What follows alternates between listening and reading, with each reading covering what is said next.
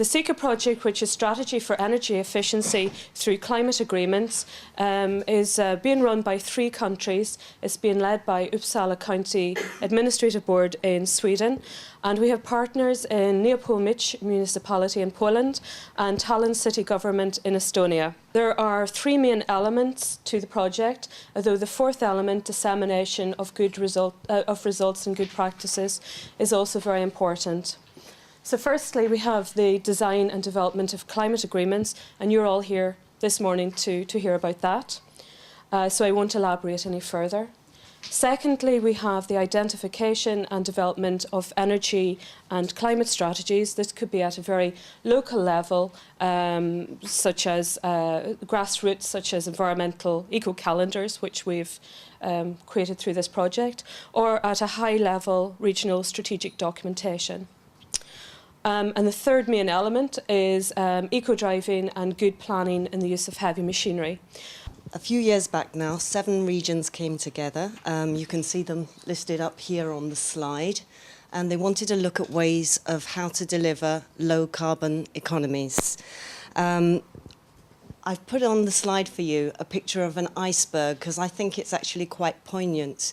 At the top we have the regional bodies, the Energy Agency in Spain, at the Junta de Andalucía, ARPA in Emilia-Romagna region, also working closely with the regional authority, province of North Brabant, my own region, southeast England, the Stockholm region, both within Sweden, and working very closely with the representation here in Brussels, and finally Tallinn city government.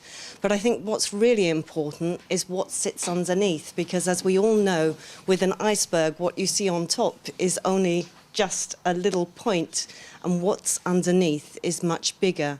And so power is actually a much wider group of players. I'm going to talk a bit about the objectives of the project for us.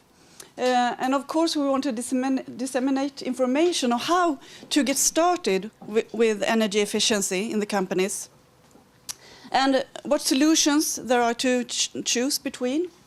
And an important thing for us is that our municipalities in the county has energy advisors. So we want to get the companies to get in contact with these people, because they can go out to the companies and help them in place. Also, we have a target this year, 2011. We want 100 signed agreements in the county. And for us, the project proceeds after this power program. So we want 500 agreements to be signed in 2016. We started off 2009 by getting the town council to accept our energy plan. And the energy plan consists of 2 parts. First is an analysis of the situation today. And the second part is the future energy objectives. And the years are set for 2020 and 2015. For 2020, we have 2 objectives. It's that the municipality wants to be a pioneer in the energy sector.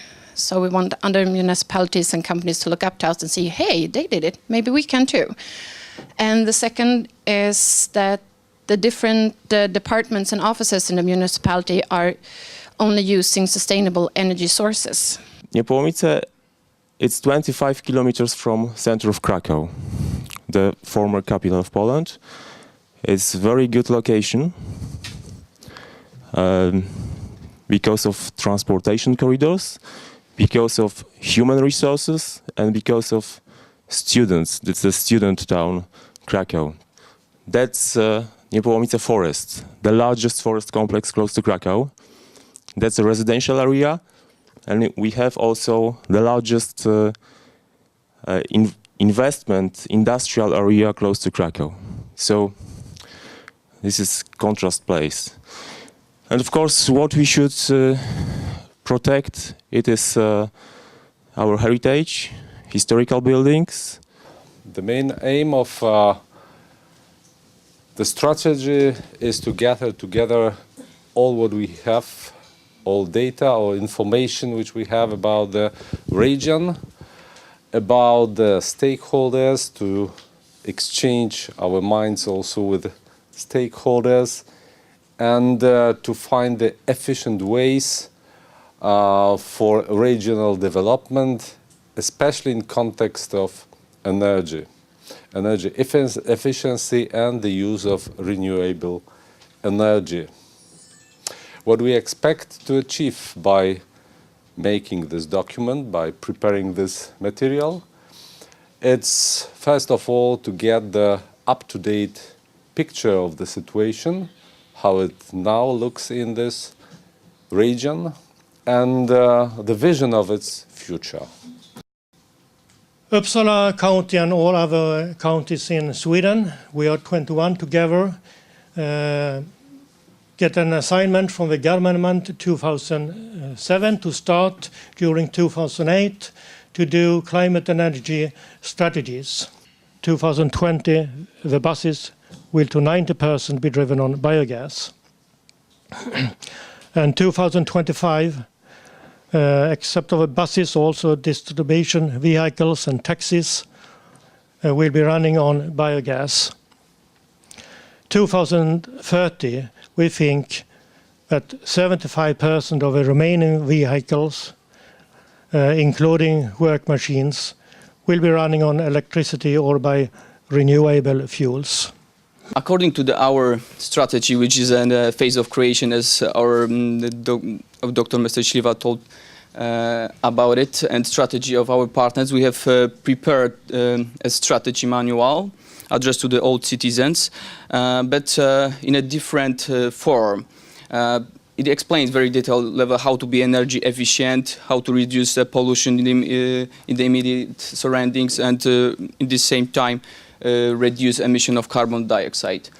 Our aim in this action was to transfer this information from the strategy manual, from the energy strategy and climate strategy, straight directly to our inhabitants, to make them the part of the strategy.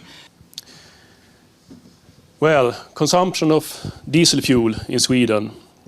Working machines consume about 1.1 million cubic meters diesel. That is in the year 2006. I would say today it's probably 1.2 million cubic meters. And that responds to 30% of all consumed diesel fuel in Sweden. This is for the forest Ecodriving education. They are working in that way that it works over 2 days. The first day is a theoretical education. The day 2, they are out in the forest and work together with the instructor. So plan is for the period of 2010 to 2020, and it shows us the way and possibilities to reduce CO2 emissions by 20% and to increase the energy efficiency. Okay. So the Tallinn joined the Covenant of Mayors in 2009 here in Brussels, and so the commitment was taken. Together with us, more than 2,400 EU and non-EU member countries or cities have already joined. The situation of biofuels in Estonia, there are the targets that biofuels in transport in 2008-9, and the main goal in 2020, and what is the fulfilled at the moment, it's about 1% of this target. And the National Renewable Energy Action Plan says that share of biofuels in transport by 2020 must be 10%.